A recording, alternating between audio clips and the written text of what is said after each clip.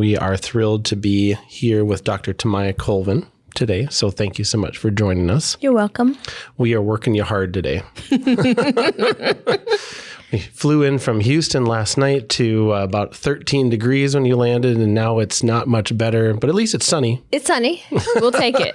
We will take it. And for those of you that follow her on social media, she did just get some really good content playing in the snow.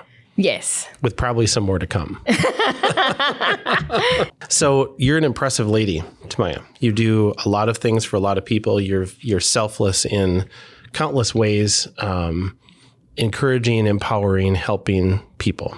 Mm-hmm. And as I was preparing for your visit here today, and during 2020 was a tough year for countless reasons. And when George Floyd was murdered, mm-hmm. you were very strong in that time. And I can remember you talking about a lot of things, but the thing that really stuck in my mind was a reference that you made to, if you don't understand and you try to cook for the first time,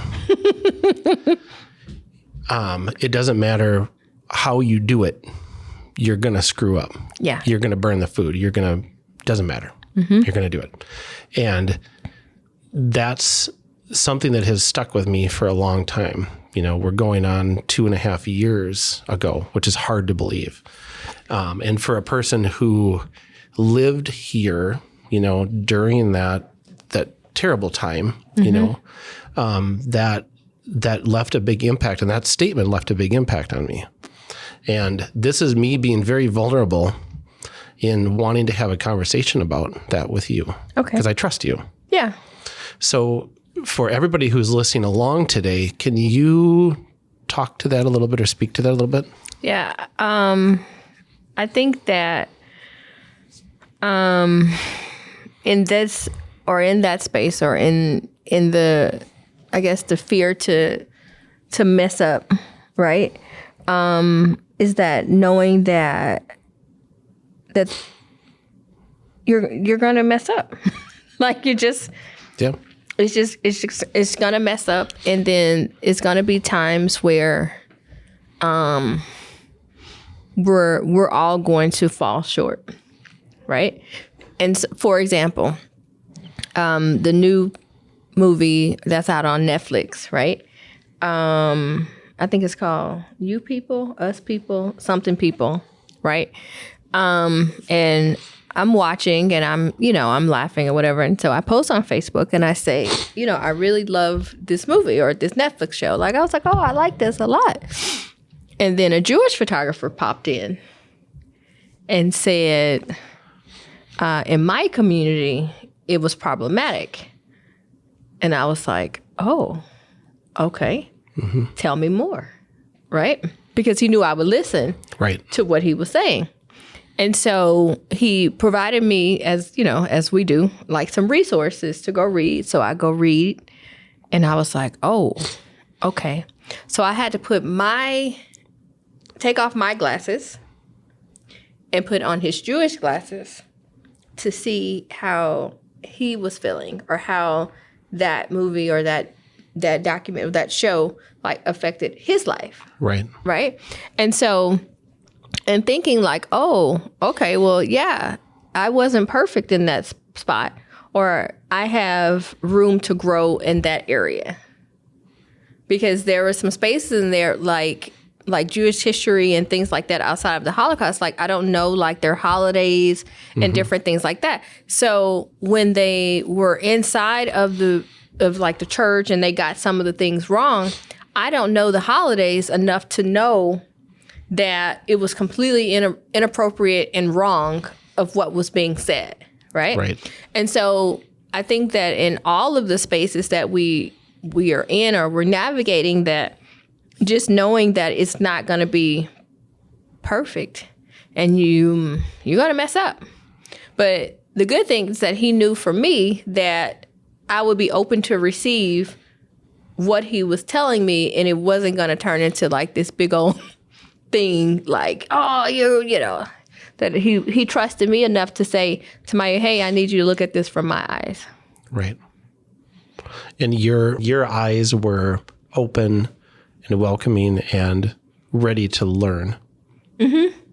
And to find out his why. His why. Mm-hmm. Yeah. That's hard for people. A lot of people that's hard for. And I have to admit it, at times in my life, it was hard for me. And as I'm getting older, I'd like to think that I'm getting a little wiser. Not sure. But I definitely have my eyes as open as they can be at this particular day, in trying to make that part of my life, you know. For a person that isn't in that space, how does that work? Like how I don't know exactly what I'm trying to ask here. How do you, as a strong Black woman who is successful, who is kind, who is intelligent, who's a doctor, who many people look to for resource and help and strength and education and warmth and compassion, how do you have that conversation with somebody who's not ready to have it? You don't. You don't. I don't. Maybe somebody else will, but I don't. I can say this is how I feel. This is how maybe the industry feels, or maybe this is how this particular group of people feel, and you haven't acknowledged that. But like, remember earlier when I said, well, there are places that I can't go in or I can't go back to, and it's because of the privilege that those people have, that they can get to say, this is not important, or I don't care about that, or I see no color, right? And then just kind of slide my applications to the trash. Well, that's a sad state of affairs there. Absolutely. So within your world, your online world, and your cookout world, and all the things that you do, have you run into that within that community? Do you have to deal with that on a daily basis that none of us would ever dream that you have to? Yeah. Yeah. Let's just go into the cookout, for example, right? One of the things for us is that it's like you're trying to get to a door of opportunity, right? But nobody will tell you what street it's on. So it is not just looking for the street, it's looking for the right block, the right house, the right door to that house, all the things. Everything. Like, because when you go up into different spaces, then you get to sit at different tables, right? Right. And so I'm sitting at a table, and I'm there because somebody now thinks of me to know we should invite her to the table, right? This is in 2023. We should invite her to the table, okay? That doesn't mean from 2000 to 2022 that those people were not at that table. Mm-hmm. I was just not included. Yeah. So when they say that we have like 150 years or 100 years to catch up, it's very true, because I can only do so much with the resources that I have and the knowledge of where the streets are. There are still opportunities and rooms that exist in white spaces that I have no clue about, and nobody will invite me to that door. That makes me incredibly sad. Well, I'm sorry. No, and it's not about me. I just sharing just my own personal feelings on that. There's what a shame that is the way that it is, because look at what everybody else at that table is missing out on. You're missing out on a lot. Yeah. But it's one of those things where, would you prefer to stay comfortable? Yeah. Because it's warm and cozy. Or would you prefer to maybe bring in some iced tea or something, where it's like, oh, I didn't consider that. Maybe we should add marshmallows. Just like different things that could better the room versus, but they have to consider like, do I want to like put myself through the labor of doing so on both sides? True. Yeah. And trust. Safety. Yeah. Yeah. Big topics within all of that. Yeah. I can remember I was in Los Angeles with a friend of mine several years ago, and he and his brother grew up in Los Angeles, and they were, I think, late high school, early college age, and they basically both had pooled their money to buy a car together. Didn't have the license plates on it yet. Had the dealer plate on it, whatever. They were profiled, pulled over, handcuffed, put on their stomachs on the ground because of how they looked. And when I heard that story, I was I can't imagine. I can't believe that would happen. And it's just it's mind blowing to me that in this day and age that is occurring. And I really wanted to have this conversation with you, of how you impacted just selfishly me, during 2020. So let me show you. So we talked about it. It was my birthday. Yep. Everybody knows that. Yeah. Yep. And obviously I'm on the platform. And let me see if I can. Okay, let's do. This is on Tuesday, on my birthday.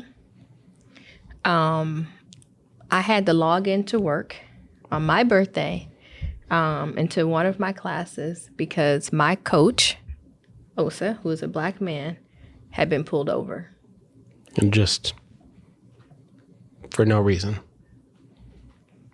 Except for how he looked. Yeah.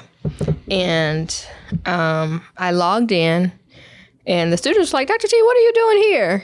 And I was like, it's unusual for him not to be on time. He actually always beats me. Yeah. So for him not to log in, I was like, something is wrong. So I said, well, let me log in. So then, I get on Slack, I get everywhere. I'm like, hey, anybody heard from Osa? Because this is kind of strange, like what's going on? And he texts and he was like, I got pulled over. And I was like, okay.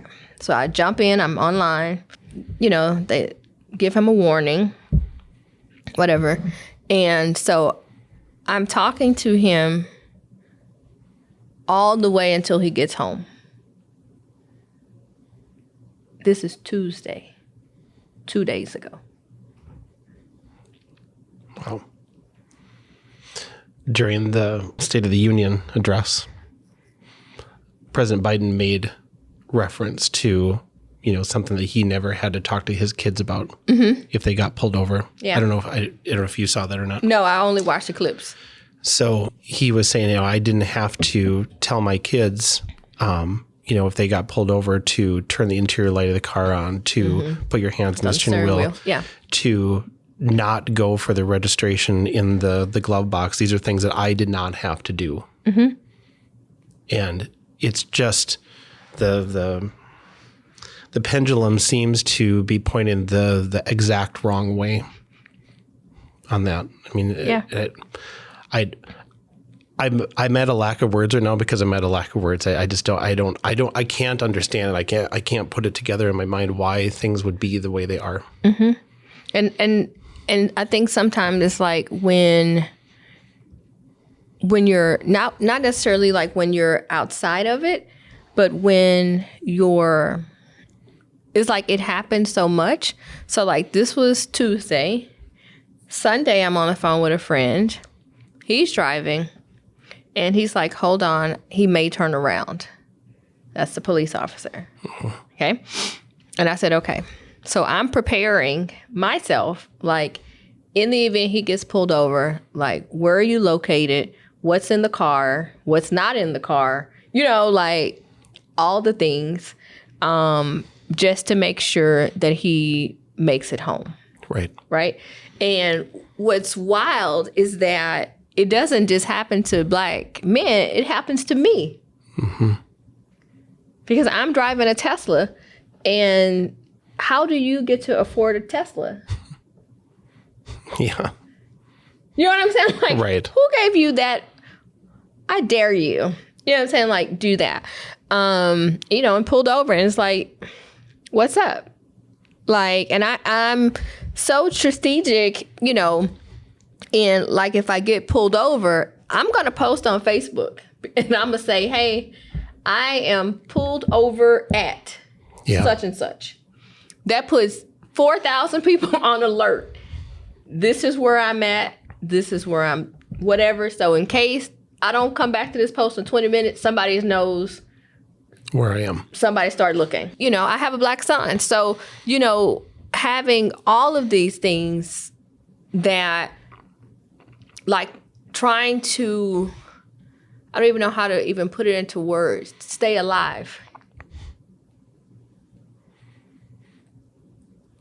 Because my goal Tuesday night, while I'm supposed to be going out to dinner, was to make sure that someone on my team, that he makes it home to his mother.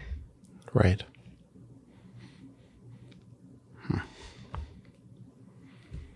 Yeah. And we're not even talking 72 hours. You see what I'm saying? Like, this is straight fresh. Like, this is not like some like big old like, oh, like what? Like, this only happens. No. Right. Yeah. So from your heart and the place that you pull all of your energy, how do you take all of those real life scenarios and get up in the morning and create a positive environment for countless people? I think it starts with trying to make sure that the spaces that I can control, to the best of my knowledge, are safe. And I would have to second that or first that. I would agree with that. Yeah. You know, and that, you know, whenever I've been in person with you and at the cookout and, you know, at trade shows, whatever, you very much are that, you know, and that's amazing that you can take such a negative scenario and make that positive. That's a superpower right there. Thank you. Yeah. Yeah. My goal is to keep, even during COVID, even when we had the cookout, is to keep 150, 200 people safe. Right. That's my job. Yeah. And eating well and dancing and all at the same time. Listening to great music and laughing and enjoying each other, and that's an amazing thing. Yeah. And people know under my care that they're going to be taken care of. Yeah. Because you may be physically small, but I wouldn't want to be on your bad side. And I'm a pretty big guy. Yeah. I'm only 5 feet. Mm-hmm. Kelly was asking last night when I got home, and I said, I would guess that Tomaya's about 5'1". And she's like, really? And I actually overestimated there a little bit. Most people come to me and are like, I thought you were going to be taller. And I'm like, I wish I was, but I'm not. It's funny in our Zoom world now how, you know, you have so many relationships with people over screens. And then when you meet them in person, it's like, wow, you're really tall. You know, I have people come to me all the time like, holy crap, you're tall. So for 23, 24, 25 and beyond, you know, for those of you that joined us for the YouTube live, we were talking about what the next, 5 years look like for you. And I thought that it was awesome what your response was, very inspiring of what your goal is for the next 5 years. So 5-year goal definitely is to open a community center, have a building, a place where people can come to, whether it's children or adults, that they can get a snack, they can get a library, they can get, just consider it like a community resource house. Like if you need washing powder, if you need milk, if you need to do homework, if you need a printer, imagine. Mm-hmm. Wi-Fi. Yep. Whatever it is that you need at that moment. It doesn't have to be a big building. It can be a small building. It can be the size of this room, and we make it work. Right. But as long as children know that there is a safe space for them, then that's what I want. Yeah, that's amazing.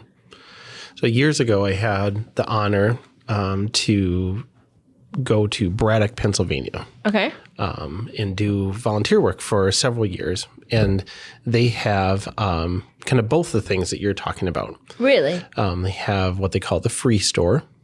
And it is a place that you can go and you can get the things that you need. Clothing, they do food rescue, whatever. Formula, whatever you would need, you can get for free. And then they have the community center, which is the hub of the town, and the Braddock Youth Project, and all the things that you're describing happen in that place. So I understand the warmth of what you're talking about, you know, and the building itself is not the point of it. It's what happens inside. Yes. And that's really cool. So how is that going to happen, Tomayia? How is Dr. T gonna make that a reality? Because I know you well enough to know that when it's in your head, it's going to happen. Coming. Yep. It's coming. So I'm definitely going to relaunch like the podcast. I mean, not the podcast, but relaunch the nonprofit. And I think I will start from there and just start like applying for grants and different things like that to kind of get me going. I really like the free house. I think I may borrow that for free education, like the free house of education, where you just come and get stuff for free. Yeah. You know, and to have that comfort, you know, when you're in a bad place, you know, anybody could be in a bad place with a couple missteps. Right. You know, you don't even have to misstep these days. Yeah. Because eggs are expensive. Yes, they are. Yeah. Yeah. Damn right they are. Yeah. Yeah. So you don't even have to misstep. You can Right. just be in step. Yeah. Yeah. That just to have that comfort to know that, you know, if you do need something to eat, you need a jacket, you need gloves, you need boots, you know, formula, whatever that may be, that there is a resource there. That's an amazing thing. So would that be in Houston then? Ideally. Okay. I don't know. Well, I look forward to the text message from you some, you know, a time in the next 5 years saying it's done. It's a reality. It's here, you know, and like we talked about before, I can definitely see the learn now, perfect later applying to this. You know, it could start off as, you know, something that's this big and become Oh my gosh. this big eventually. You just never know. Right. Right. Yep. And keep adding resources and help and doing all the right things for people who need help. Yeah. Yeah, absolutely. So 2023, we have the Photo Cookout will be in the fall. Again, we're not disclosing any additional information about the fall. And for those of you that have not checked out the cookout in the past, I would highly recommend it. I've been lucky enough to be at several of them. Yep. It's a wonderful, learning, caring,